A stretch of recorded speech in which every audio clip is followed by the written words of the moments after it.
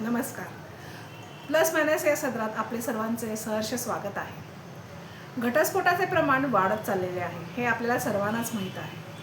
आजचा हा जो माझा व्हिडिओ आहे तो खास घटस्फोट घेऊ इच्छिणाऱ्या लोकांसाठी आहे. तुम्ही घटस्फोट घेताय ही तुमची स्वतःची वैयक्तिक बाब आहे, मान्य आहे. पण घटस्फोट घेण्याआधी आपण एक प्रयोग करून बघा.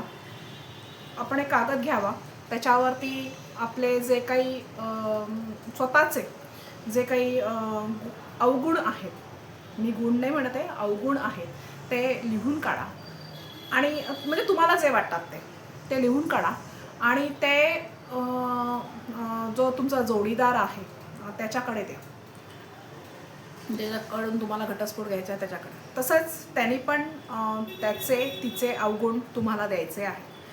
आता तिचे अवगुण आल्यानंतर किंवा त्याचे अवगुण आल्यानंतर आपल्याला असं कळेल की अरे हे तर अवगुण नव्हतेच, हे तर त्याचे गुण होते, यात त्याची चूकच नव्हती. बरं, जी चूक नव्हतीच किंवा जी जो एक गैरसमज होता किंवा एक मतभेद होता किंवा एक जस्ट एक आपण म्हणू की आपलीच चूक होती त्याच्यामध्ये, असं जर आपल्याला वाटत असेल तर हा त्याचा अवगुण नाही आहे असं म्हणून आपण त्याला क्रॉस मार्क करूया.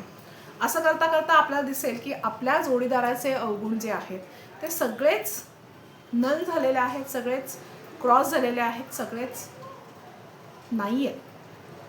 तसेच आपला जोडीदार पण आपल्याला काही जो आपला कागद त्याच्याकडे गेलेला आहे तो बघेल आणि तो सांगेल की अरे याच्यातले काही जे आहेत ते मला पटतात, काही आहेत ते नाही पटत आहेत.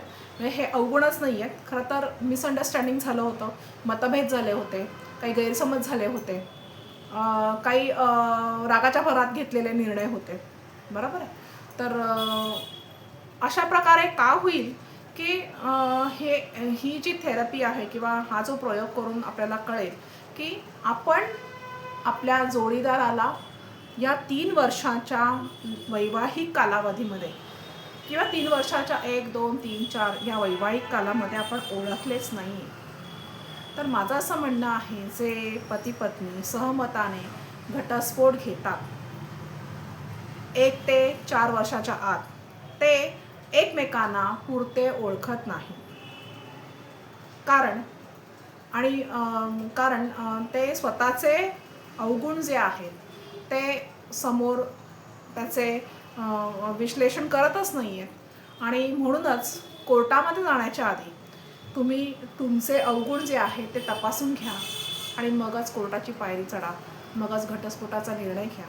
कारण कोर्टामध्ये गेल्यानंतर तुम्हाला दुसऱ्यांचे अवगुणच दिसतात, स्वतःचे अवगुण दिसत नाहीत किंवा दिसले तरी ते लिहिता येत नाही, बरोबर. तर त्यामुळे हा प्रयोग करून बघा. तुम्हाला जर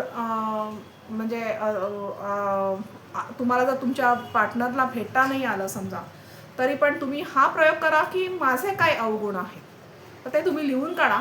आणि तुम्ही लिहिल्यानंतर तुम्हाला कळेल की आपण खरंच जो निर्णय घेतलेला आहे घटस्फोटाचा, सहमताचा घटस्फोटाचा, तो बरोबर आहे की नाही. आणि आपल्या पार्टनरला जरूर सांगा. आणि असं तुम्ही दोघांनीही प्रयोग करा, तो छानच होईल, त्याचे रिझल्ट्स चांगलेच निघतील, काहीतरी प्लस निघेल, अर्थातच मायनस काही निघणार नाही, अशी आशा व्यक्त करते. नमस्कार.